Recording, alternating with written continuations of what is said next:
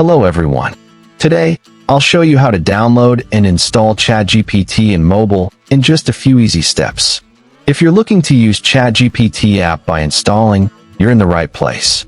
Before starting, don't forget to like and subscribe for more tutorials. Also, check the description box for helpful tools and apps. To download and install ChatGPT on mobile, first of all, open the App Store on iPhone or the Google Play Store on Android. Once you are on the main screen, tap on the search bar. Now, type ChatGPT and search for it. From the search results, find the app developed by OpenAI. Now, tap on the install button if you are using Android, or Get if you are using an iPhone. Wait for the installation process to complete. It may take a few seconds depending on your internet speed. Once installed, tap on Open to launch the ChatGPT app. Now, sign in with your Google, Apple, or OpenAI account to start using ChatGPT.